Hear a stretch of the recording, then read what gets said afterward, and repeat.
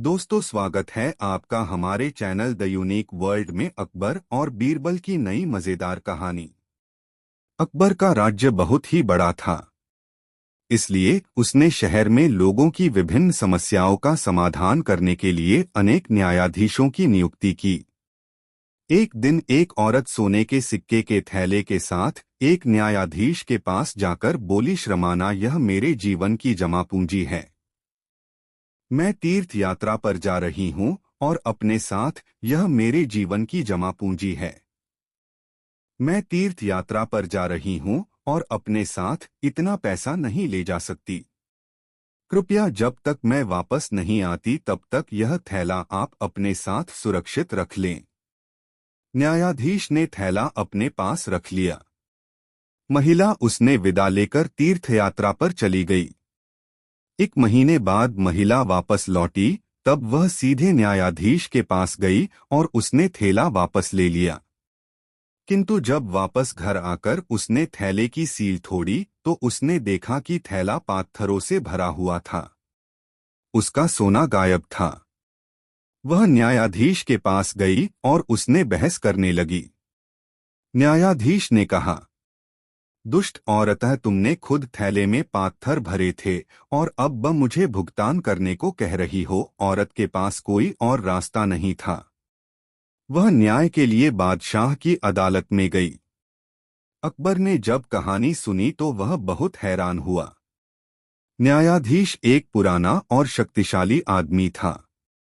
अकबर बिना गवाहों के उसे दंड नहीं दे सकता था। इसलिए उसने बीरबल को बुलाया और उसे सब कुछ बताया। बीरबल ने कुछ देर सोचा और फिर उसने अकबर से कहा, जहांपनाह, आज सोने से पहले आप अपने बिस्तर की चादर को देखना। मैं इस मामले को कल हल कर लूंगा। अगले दिन अकबर ने बीरबल को कहा, मैंने वैसा ही किया जैसा तुमने मुझसे कहा था। किंतु सुबह जब मैं सोकर उठा तो देखा कि चादर बिल्कुल नई तरह की दिखी। बीरबल मुस्कराया और बोला, जहांपनाह, मुझे कुछ समय दीजिए, मैं आपको अपने गवाह लाकर दूंगा। कुछ समय के बाद बीरबल एक बूढ़े दर्जी को पकड़कर लाया। दर्जी ने कहा, हाँ, मेरे मालिका, पुराने न्यायाधीश ने एक थैला मुझे सिलाई करने के लिए दिया था। मुझे यह समझ नहीं आया कि उसे सीलने से पहले उसमें पत्थर डालने की क्या जरूरत थी। महिला ने थैला बाहर निकाला और दर्जी से पूछा, क्या वह यही थैला है? दर्जी ने हाँ में सिर हिलाया। अकबर ने न्यायाधीश को बुलाया और उसे पैसे वापस करने को कहा। फिर उसने न्यायाधीश को धोखाधड़ी करने के कारण 50 कोड़े मारने का आदेश दिया। अकबर ने बीरबल से पूछा कि उसे उस दर्जी के बारे में कैसे पता चला। बीरबल बोला, जहांपनाह, जब आपने कहा कि सुबह आपकी चादर पहले की तरह नई थी, तो मैंने आपके कमरे की सफाई करने वाली से चादर सिलने वाले दर्जी के बारे में पूछा, तो वह जाकर इसे ले आई। मुझे पता चला कि इस शहर में एक बूढ़ा दर्जी है जो सिलाई करता है और चीजों को पहले की तरह नई बना देता है। इसलिए मैंने अनुमान लगाया कि यह पैसों वाला थैला भी इसी ने सिला होगा जो न्यायाधीश ने पैसे निकालने के लिए फाड़ा था। यह कहानी सुनकर अकबर ने बीरबल की बुद्धि की बहुत प्रशंसा की। दोस्तों, कहानी कैसी लगी कमेंट में जरूर बताएं। दोस्तों, अकबर के राज्य में हरिनाथ नाम का एक व्यक्ति रहता था। हरिनाथ एक प्रतिभाशाली चित्रकार था। वह चित्र बनाकर अपना जीवन व्यतीत करता था। क्योंकि वह चित्रकारी में बहुत अच्छा था, इसलिए वह पूरे राज्य में प्रसिद्ध था। दूर दराज के क्षेत्रों के अमीर लोग उससे अपना चित्र बनाने का आग्रह करते थे। हरिनाथ एक चित्र बनाने में बहुत समय लगाता था, क्योंकि वह पहले उसकी पूरी जानकारी इकट्ठी करता था और इसी कारण उसके चित्र जीवित प्रतीत होते होते थे। परंतु वह बहुत पैसे नहीं कमा पाता था और कमाया हुआ अधिकतर धन चित्र बनाने के लिए कच्चे माल की खरीद में खर्च हो जाता था। एक दिन एक अमीर व्यापारी ने हरिनाथ को एक चित्र बनाने के लिए आमंत्रित किया। हरिनाथ इस उम्मीद से व्यापारी के घर गया कि यह उसे उसके काम के 8-6 पैसे दे देगा। वह कुछ दिनों के लिए वहां रुका और उसने व्यापारी को अपनी चित्रकारी से संतुष्ट करने के लिए कड़ी मेहनत की। किंतु व्यापारी एक कंजूस व्यक्ति था। जब कुछ दिनों की कड़ी मेहनत के बाद चित्र पूरा हो गया, तब हरिनाथ उसे व्यापारी के पास ले गया। कंजूस व्यापारी ने मन में सोचा, यह चित्र तो वास्तव में बहुत अच्छा है, किंतु यदि मैंने इसकी सुंदरता की तारीफ करी तो मुझे हरिनाथ को सोने के 100 सिक्के अदा करने होंगे। इसलिए व्यापारी ने चित्र में गलतियां ढूंढनी शुरू कर दी। उसने कहा, तुमने इसमें मेरे बाल सफेद कर दिए और मुझे ऐसा दिखा दिया कि मैं बूढ़ा हो गया हूं। मैं इसका भुगतान नहीं करूंगा। हरिनाथ हैरान रह गया। वह नहीं जानता था कि व्यापारी उसे चित्रकारी के पैसे नहीं देना चाहता था, इसलिए चित्र में गलतियां ढूंढ रहा है। हरिनाथ ने कहा, मेरे मालिक, यदि आप चाहें तो मैं यह चित्र दोबारा बना देता हूं। इसलिए उसने सफेद बालों को ढक दिया। किंतु व्यापारी ने जब दोबारा बने चित्र को देखा तो वह उसमें और गलतियां निकालने लगा। उसने कहा, इसमें तो मेरी एक आंख दूसरी आंख से छोटी है। मैं तुम्हें इस बकवास चित्र के लिए कोई भुगतान नहीं करूंगा। हरिनाथ ने फिर से चित्र को सुधारने की पेशकश की, चित्र बनाने के लिए कुछ समय मांगकर वहां से चला गया। हर बार हरिनाथ व्यापारी के पास चित्र लेकर जाता, परंतु वह उसमें और गलतियां दिखाने लगता। अंत में जब हरिनाथ व्यापारी से थक गया, तब वह बीरबल के पास सहायता मांगने गया। बीरबल ने हरिनाथ से कहा कि वह व्यापारी को बीरबल के घर आने के लिए निमंत्रण दे। आए। व्यापारी के घर आने पर बीरबल ने व्यापारी से कहा, यह आदमी कहता है कि इसने जैसा तुम चाहते थे वैसा जीवंत चित्र बनाकर दिया है, किंतु वह तुम्हें पसंद नहीं आया। व्यापारी ने कहा, सही कहा मेरे प्रभु, यह चित्र कहीं से भी मेरे जैसा नहीं लगता।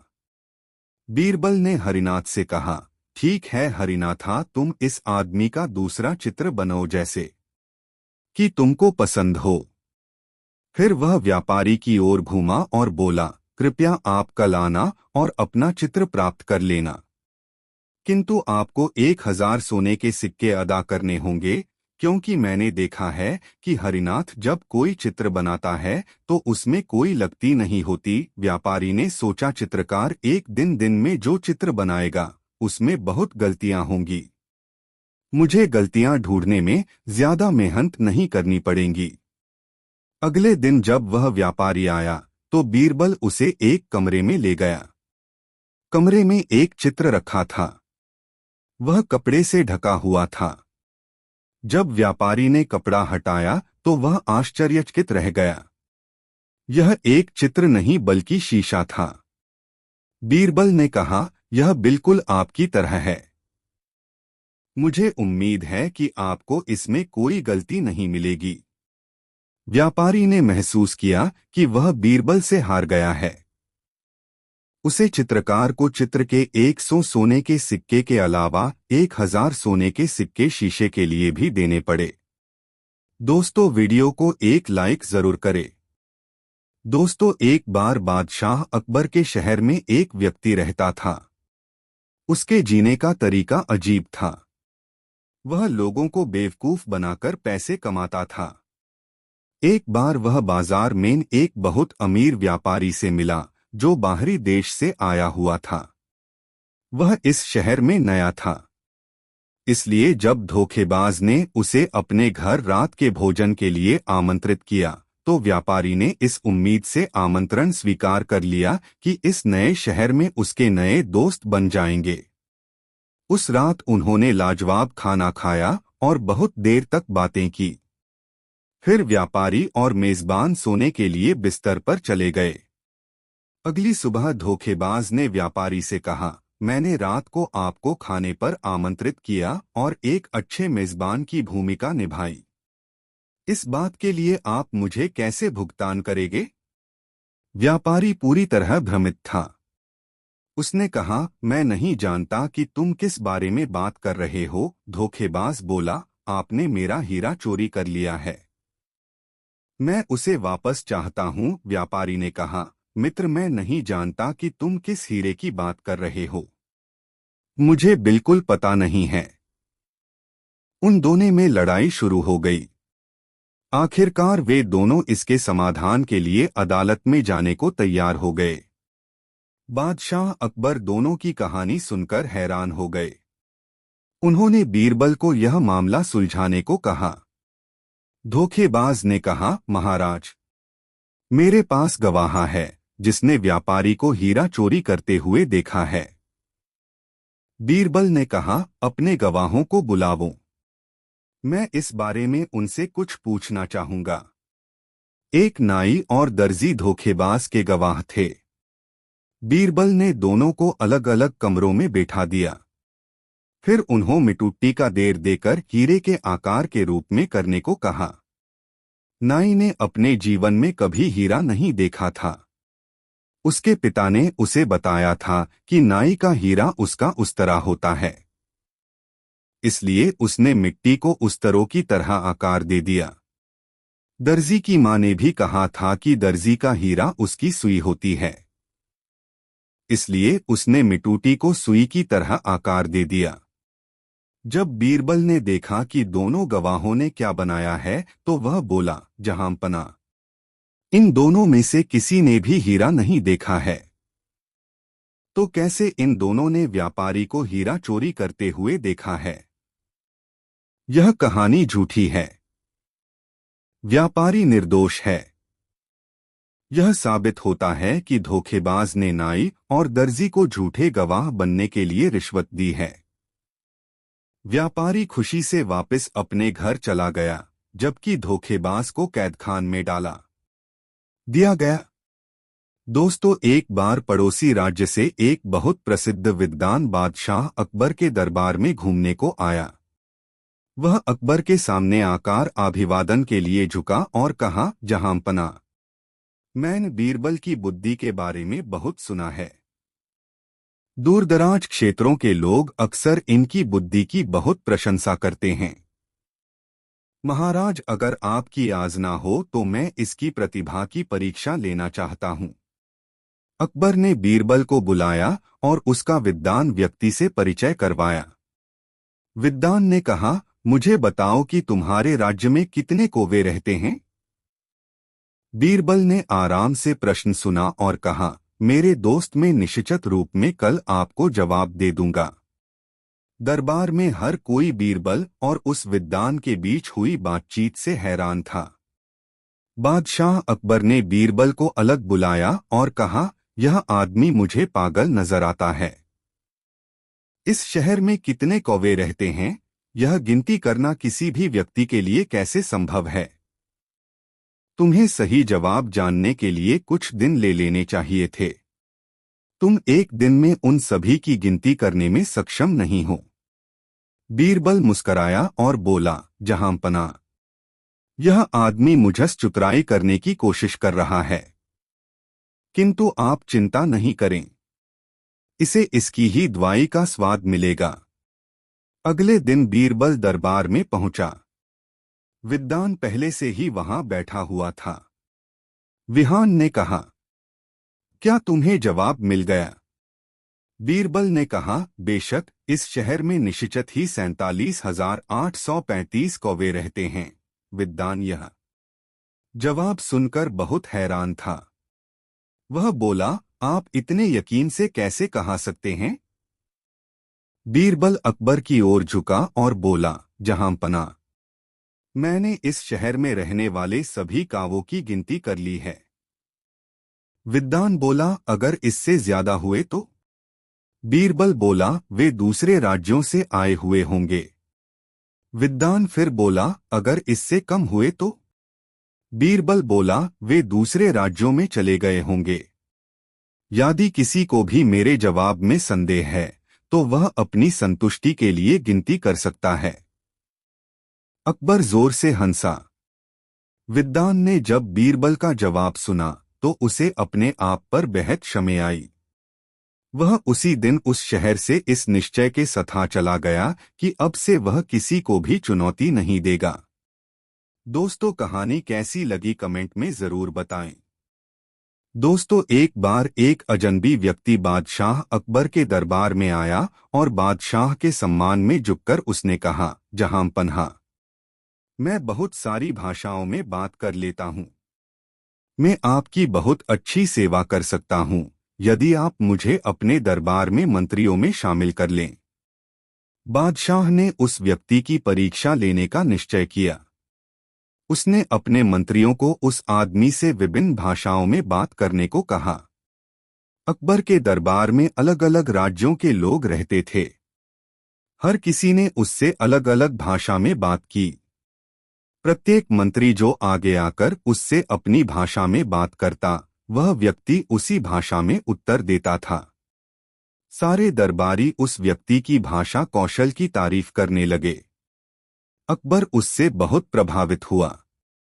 उसने उसे अपना मंत्री बनने की पेशकश की, किंतु व्यक्ति ने कहा, मेरे मालिक, मैंने आज कई भाषाओं में बात की। क्या आपके दरबार में कोई है जो मेरी मातृभाषा बता सके? कई मंत्रियों ने उसकी मातृभाषा बताने की कोशिश की, परंतु असफल रहे। वह व्यक्ति मंत्रियों पर हंसने लगा।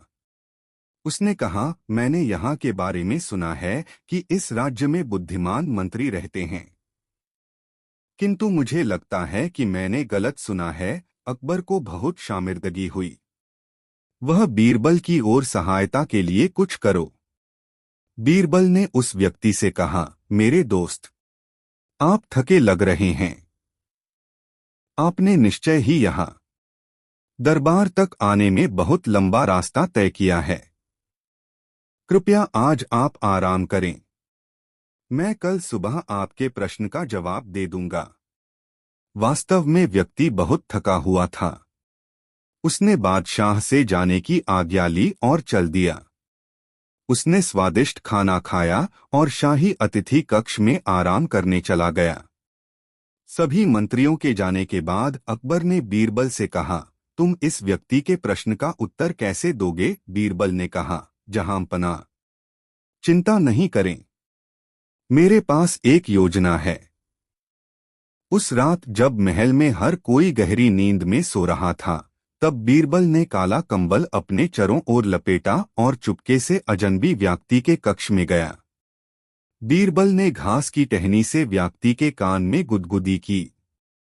व्यक्ति तुरंत उठ गया, किंतु जब उसने अंधेरे में काले शरीर वाला देखा तो उसने सोचा कि वह भूत है।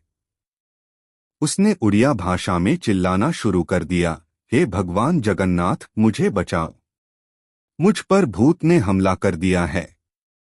अचानक बादशाह ने अपने मंत्रियों सहित कक्ष में प्रवेश किया। बीरबल ने कंबल को फर्श पर फेंक दिया और कमरे में प्रकाश कर दिया। उसने व्यक्ति से कहा, तो तुम उड़ीसा निवासी हो और तुम्हारी मातृभाषा उड़िया है। मैं सही कह रहा हूं ना? व्यक्ति ने बीरबल से कहा कि वह सही है।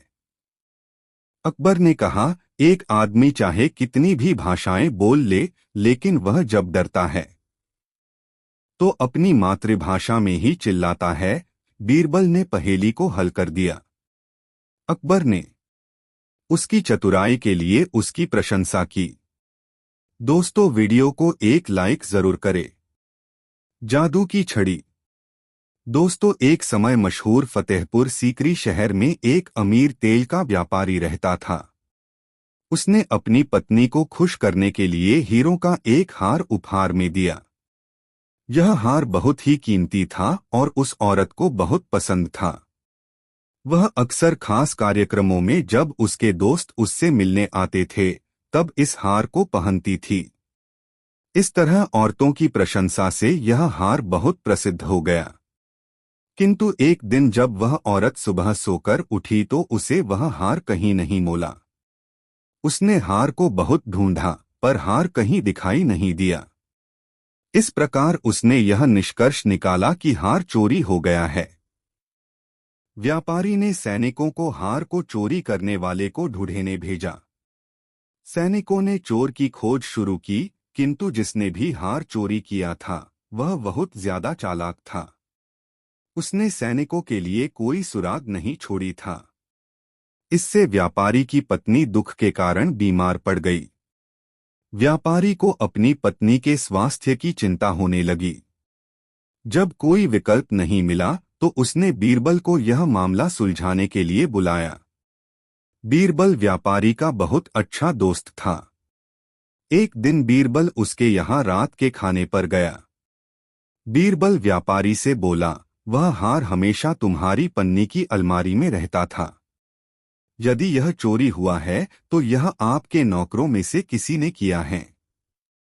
अपने सभी नौकरों को बुलाओ, मुझे उनसे बात करनी है। नौकरों को भोजन कक्ष में बुलाया गया। बीरबल ने नौकरों से कहा, मेरे पास कुछ जादू की छड़ियां हैं। मैं आप में से प्रत्येक को एक एक छड़ी दूंगा।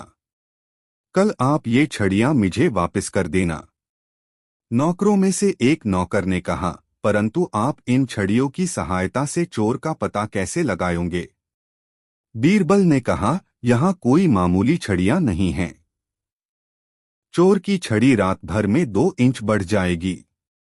इसलिए मैं कल जब तुम्हारी इन छड़ियों को नापूंगा तो मुझे पता चल जाएगा कि चोर कौन है।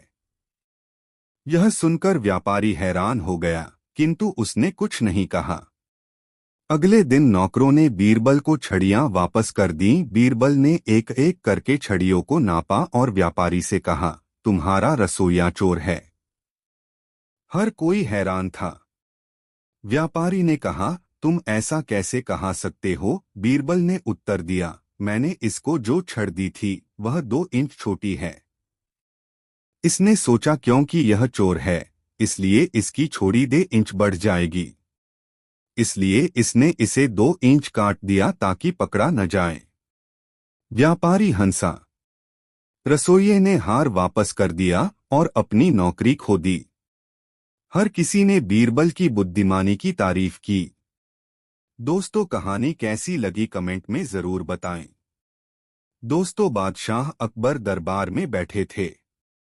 दरबारी बीरबल से बहुत ही जलते थे और यह नहीं चाहते थे कि बादशाह से बीरबल के संबंध अच्छे रहें।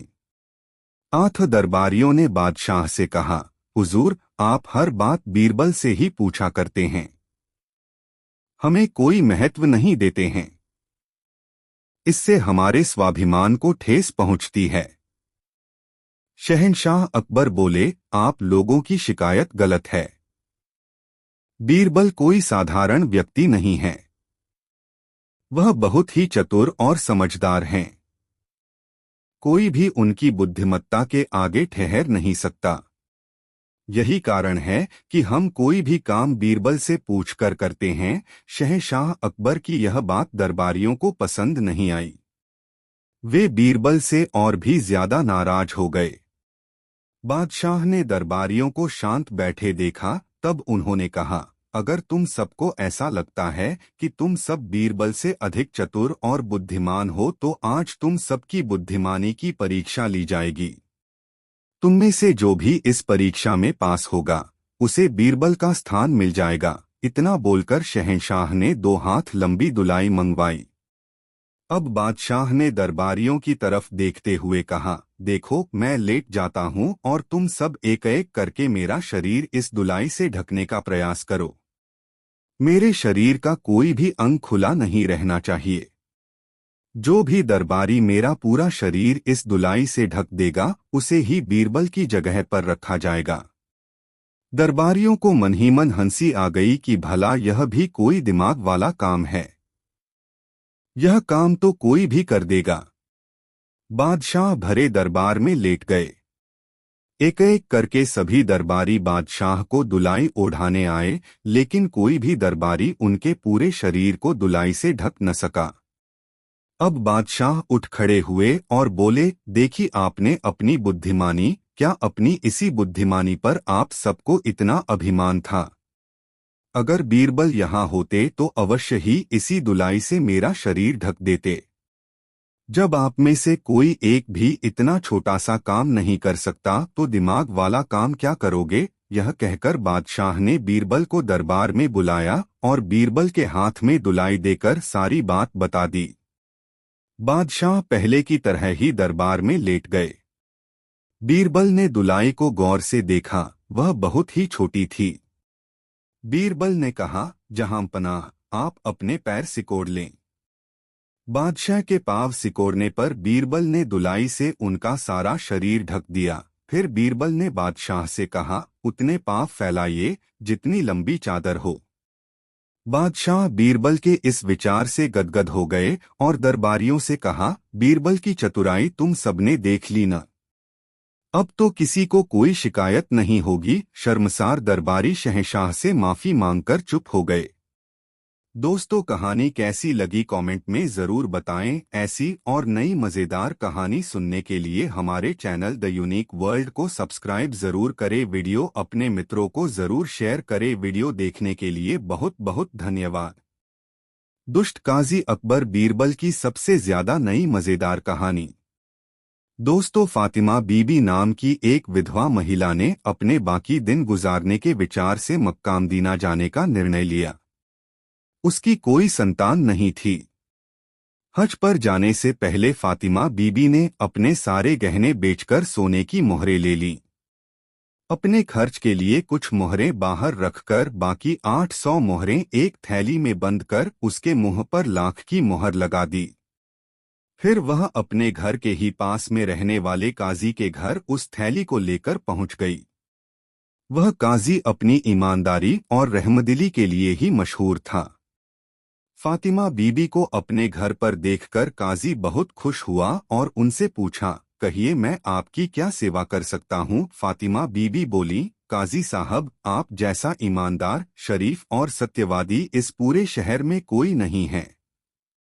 मैं चाहती हूँ कि मेरी यह थैली आप रख लें ताकि मैं निश्चित होकर हज करने के लिए मक्का मदीना जा सकूं।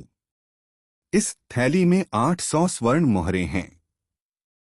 अल्लाह के करम से यदि मैं सही सलामत वापस आ गई तो मैं आपसे आकर इनको ले लूंगी, और यदि मैं अल्लाह को प्यारी हो गई तो इस थैली के मालिक आप होंगे। फिर आपका जो मन करे इनका कर लेना। फातिमा बीबी के इतना कहने पर काजी बोला, बीबी साहिबा, आपका जो मन करे मेरे यहाँ निश्चित होकर रख सकती हैं। आपके लौटने तक मैं आपकी अमानत जान पर खेल कर भी सुरक्षित रखूंगा। आप आराम से हज करने के लिए जाइए। काजी ने फातिमा बीबी को दिलासा देते हुए कहा तो वह मन ही मन काफी प्रसन्न हो गईं। फातिमा बीबी भी कोई साधारण महिला नहीं थीं। थैली की प्रत्येक मोहर पर उसने एक छोटा सा निशान बना दिया था, जो बहुत ध्यान से देखने पर ही नजर आ सकता था। फातिमा बीबी को जब मक्का मदीना गए 5 वर्ष हो गए तो काजी को यही लगा कि वह अब लौटकर नहीं आने वाली। वह निश्चित रूप से ही अल्लाह को प्यारी हो गई होगी।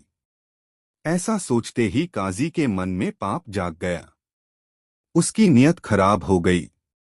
उसने मन ही मन यह फैसला कर लिया कि वह 800 मोहरें अब किसी को भी नहीं देगा। फातिमा बीबी अगर आ भी गईं तो उनको भी नहीं। एक रोज फातिमा बीबी अचानक ही मक्का मदीना से लौट आईं और वह सीधे काजी के पास अपनी थैली मांगने के लिए चली गईं। काजी ने उन्हें थैली इसे वापस दे दिया। घर पहुंचकर फातिमा बीबी ने थैली का मुंह खोला तो आश्चर्य से उनकी आंखें फटी की फटी रह गईं। थैली में सोने की मोहरों की जगह उतनी ही संख्या में पैसे और रांगे के टुकड़े थे। फातिमा बीबी का चेहरा बुझ गया। वह खुली थैली को लेकर काजी के घर पहुंची और कहा, इसमें तो सोने की मोहरें नहीं हैं। काजी तेवर बदलते हुए बोला, एक तो नेकी करो ऊपर से बदनामी भी।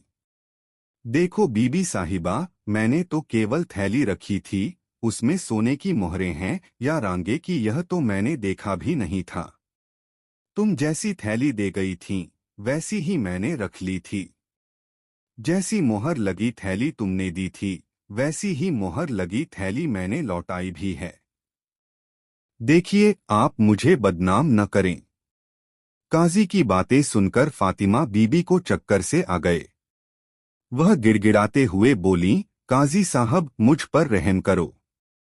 मैं एक निःसंतान बूढ़ी विधवा हूँ। मेरे आगे पीछे मुझे देखने वाला कोई नहीं है। मुझ बेसहारा औरत पर रहम करो। वे मोहरे ही मेरे बुढ़ापे का सहारा हैं। आप सारी मोहरें नहीं देना चाहते हैं तो आधी ही दे दीजिए। मैं तो आपको शहर का सबसे अधिक ईमानदार और रहमदिल इंसान समझकर अपनी थैली सौंप गई थी। आपने तो मुझ बेसहारा वृद्धा के साथ ऐसा विश्वासघात किया कि मैं कहीं की भी न रही। काजी काफी नाराज हो गया और आगे बढ़ते हुए धमकी भरे स्वर में बोला, देखो बीबी, तुम यहाँ से चुपचाप इज्जत के साथ चली जाओ, नहीं तो धक्के मारकर बाहर कर दूंगा। विधवा फातिमा बीबी आंसू बहाती हुई काजी के घर से बाहर आ गईं।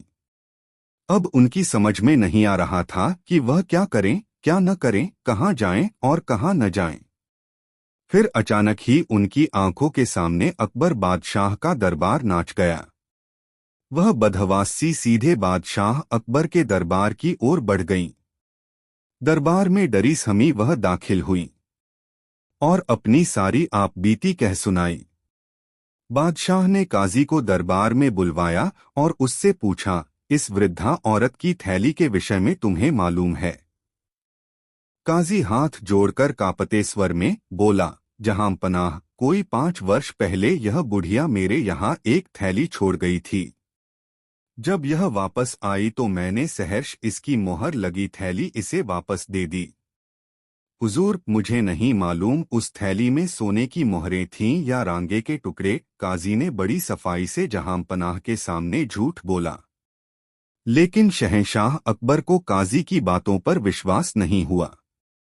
बादशाह ने काजी को घर जाने को कहा और फातिमा बीबी से कहा, तुम शाही दरबार में हो, तुम्हें चिंता करने की आवश्यकता नहीं है। तुम्हें पूरा न्याय मिलेगा। तुम्हारी मोहरें कुछ दिनों में ही तुम्हें मिल जाएंगी। शहंशाह ने यह हुक्म देकर बीरबल को यह विवाद सौंप दिया। यह विवाद बीरबल के हाथ में आते ही उन्होंने फातिमा बीबी से थैली ले ली और उस थैली को अपने घर ले गए। बीरबल ने वैसी ही कुछ थैलियां मंगवाकर उनमें कुछन कुछ भरकर लाख की मोहरें लगवा दीं। फिर उनमें सुराख कर दिए। तत्पश्चात शहर के सभी रफूगरों को एक एक थैली दी और उनसे थैलियों के छेदों को रफू करवाया। बीरबल ने सभी थैलियों को बड़ी बारीकी से देखा। एक थैली पर उनकी निगाह अटक गई। इसे बारीकी से देखने पर भी छेद का पता नहीं चल रहा था। बीरबल ने कहा, इस थैली का रफू किस रफूगर ने किया है? एक रफूगर चलकर बीरबल के पास आया और बोला, हुजूर, क्या बात है, मैंने रफू किया है। बीरबल उस रफूगर को लेकर एकांत में गए और डराते धमकाते हुए उससे पूछा, बताओ, काजी की थैली रफू किसने की थी? तुमने की थी ना? रफूगर डर गया और उसने कबूल कर लिया कि काजी की थैली उसने ही रफू की थी। बीरबल ने उससे पूछा, सच सच बोलना, तुमने यह थैली कब रफू की थी? बीरबल ने तल्ख स्वर में पूछा तो रफूगर कांपते स्वर में बोला, हुजूर, कोई 2 साल हुए होंगे। एक काजी ने मुझसे यह थैली रफू करवाई थी। क्या तुम्हें पता है उस थैली में क्या रखा हुआ था? बीरबल ने रफूगर को घूरते हुए पूछा तो रफूगर सच को छिपा न सका और उसके मुंह से निकल गया, हुजूर, उसमें कुछ तांबे के पैसे और रांगे के टुकड़े थे। काजी ने इस काम के लिए क्या तुम्हें कुछ दिया था? बीरबल की कड़क आवाज के आगे रफूगर बिल्कुल ही ढीला पड़ गया। वह थमती आवाज में बोला, 2 मोहरें मिली थीं, मालिक। क्या वे मोहरें तुम्हारे पास अभी भी हैं? देखो, सच का साथ दोगे तो मैं तुम पर कोई आंच नहीं आने दूंगा। बीरबल के यह कहते ही रफूगर बड़ी मुश्किल से बोला, हुजूर, झूठ नहीं बोलूंगा। एक मुहर तो खर्च हो गई है। हाँ, एक मुहर मेरे पास है। वह मुहर मुझे चाहिए। ज्यादा होशियारी दिखाने की कोशिश की तो शाही कहर से तुम्हें मैं भी नहीं बचा सकता। बीरबल के इतना कहते ही रफूगर भागा भागा मुहर लाने चला गया। बीरबल ने फातिमा बीबी और काजी को भी बुलवा लिया। रफूगर थोड़ी देर के बाद मोहर लेकर बीरबल के पास आया तो काजी उसको देखते ही डर गया। बीरबल ने रफूगर से मोहर लेकर फातिमा बीबी के हाथ में रख दी और कहा, तुमने अपनी मोहरों पर निशानी लगाई थी न? दिखाओ वह निशानी कहाँ है। फातिमा बीबी ने पलक झपकते ही अपना लगाया निशान बीरबल को दिखा दिया। अब बीरबल ने रफूगर की ओर थैली करके कहा, बोलो रफूगर, यह वही थैली है न? हाँ हुजूर, यह वही थैली है, रफूगर रुक रुक कर बोला। हाँ तो? बीरबल तल्ख आवाज में बोले, तुमने कहाँ पर रफू किया था? बोलो रफूगर थैली पर हाथ धरते हुए बोला, यहाँ पर हुजूर। मेरा काम साफ नजर आता है। काजी के तो पसीने छूटने लगे। उसके पास ऐसा कोई जवाब ही नहीं था कि वह अपने बचाव में कुछ कह सके।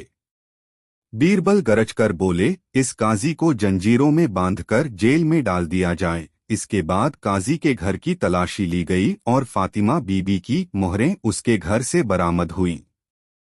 फातिमा बीबी ने अपना निशान सभी मोहरों पर दिखा दिया।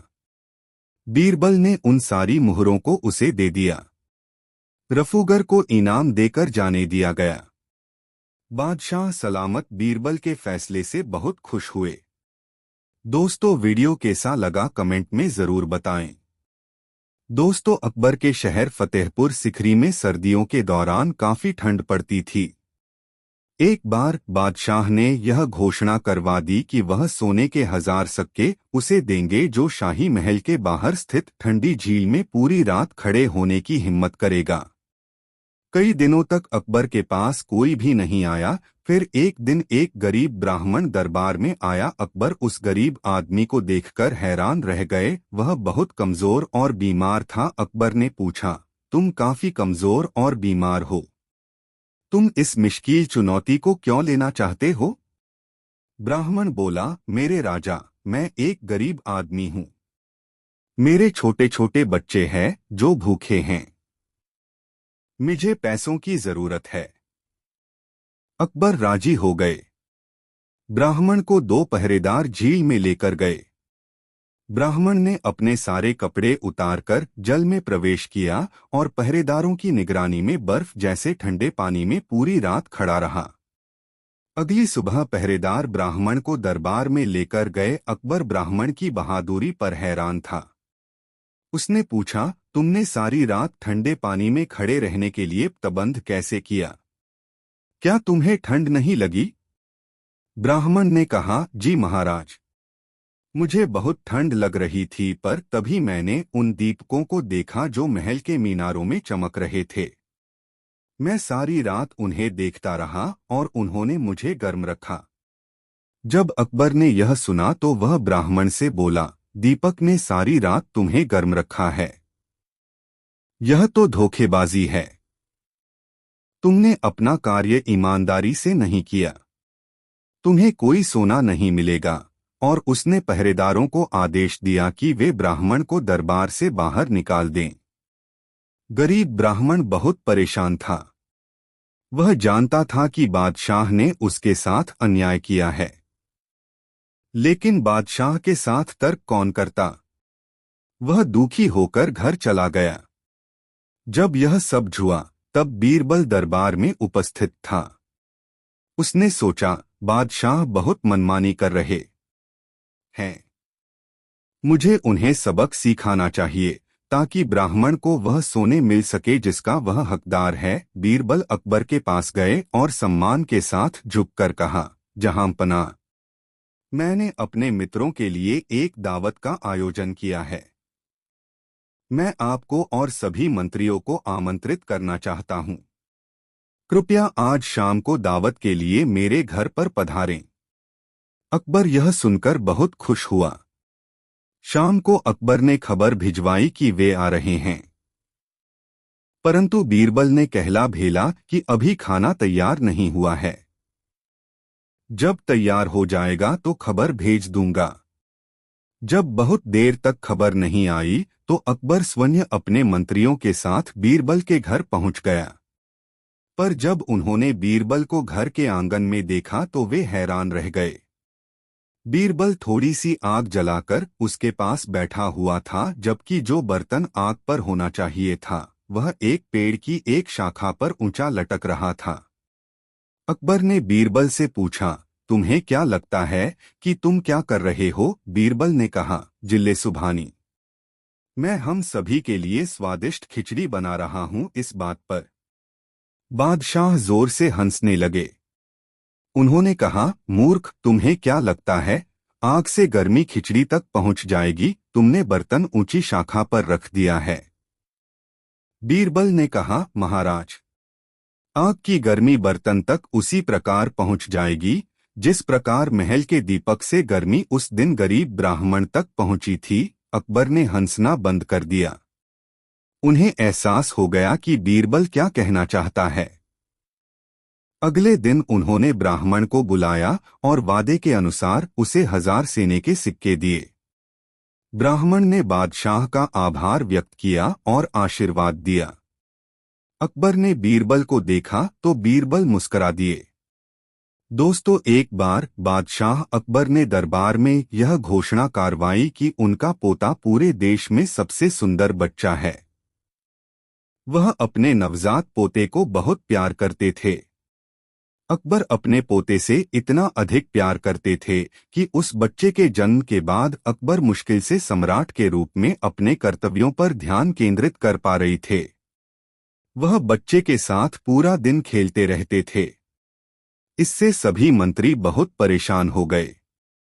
इसलिए जब अकबर ने कहा कि उसका पोता देश का सबसे सुंदर बच्चा है, तो बीरबल ने कहा, जहां पनाहा, कृपया नाराज न हुआ। राजकुमार निसंदेह बहुत खूबसूरत हैं, पर मेरे ख्याल से और भी बच्चे हैं जो इनसे भी ज्यादा सुंदर हैं। अकबर ने जब यह सुना तो वे बहुत क्रोधित हुए। उसने कहा, तुम ऐसा कैसे कह सकते हो? मैं सभी मंत्रियों को यह आदेश देता हूं कि वह उस बच्चे को लेकर आएं जिसे वह सांप से ज्यादा सुंदर समझते हैं। यदि वह बच्चे मेरे पोते से ज्यादा सुंदर हुए तो मैं सहमत हो जाऊंगा, जैसा बीरबल ने कहा है। इसलिए अगले दिन हर मंत्री अपने साथ एक बच्चा लेकर दरबार में आया, पर बीरबल कहीं दिखाई नहीं दे रहा था। फिर कुछ समय के बाद बीरबल दरबार में आया। वह पसीने से भीगा हुआ था। अकबर ने पूछा, कहाँ है वह बच्चा जिसे तुमने मेरे पोते से ज्यादा सुंदर बताया था? बीरबल ने कहा, महाराज, मैंने दरबार में बच्चे को लाने की कोशिश की, लेकिन उसकी मां ने मुझे ऐसा करने नहीं दिया। यदि आप एक सामान्य इंसान की तरह तैयार हो सकते हैं तो हम बच्चे को दिखने के लिए जा सकते हैं। अकबर और उसके कुछ मंत्रियों ने सामान्य लोगों की तरह कपड़े पहन लिए और बीरबल के सथा उस बच्चे को देखने चल पड़े। लंबे समय तक चलने के बाद वे एक झोपड़ी के पास पहुंचे। एक बच्चा झोपड़ी के बाहर गंदगी के ढेर पर खेल रहा था। वह गंजा था और धूल में लिपटा हुआ था। उसकी एक आंख दूसरी आंख से छोटी थी और उसकी नाक से पानी गिर रहा था। अकबर ने बीरबल से कहा, आपको लगता है कि यह बच्चा राजकुमार से अधिक सुंदर है? यह तो बहुत ही बदसूरत है। जैसे ही अकबर ने यह कहा, बच्चे की मां झोपड़ी से बाहर आ गई।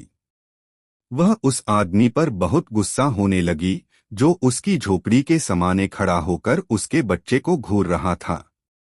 उसने कहा, तुम कौन हो? तुम्हारी हिम्मत कैसे हुई मेरे बच्चे को बदसूरत कहने की? निकल जाओ यहाँ से। और फिर उसने बच्चे को गोद में उठा लिया, अपने साड़ी के पल्लू से उसका चेहरा पोंछते हुए उसे चूम लिया। उसने बच्चे से कहा, मेरे प्यारे बेटे, इन लोगों को मत सुनो, तुम इस देश में सबसे सुंदर बच्चे हो। और वह छोटे बच्चे को अंदर ले गई। अकबर समझ गया कि बीरबल क्या कहना चाहता था। उसने कहा, अपने माता पिता के लिए हर बच्चा देशा में सबसे सुंदर होता है। बीरबल मुस्कराया और कहा, और समय आने पर अपने दादा दादी के लिए भी। दोस्तों, कहानी कैसी लगी कमेंट में ज़रूर बताएं। ऐसी और नई मज़ेदार कहानी सुनने के लिए हमारे चैनल द यूनिक वर्ल्ड को सब्सक्राइब ज़रूर करें। वीडियो अपने मित्रों को ज़रूर शेयर करें। वीडियो देखने के लिए धन्यवाद।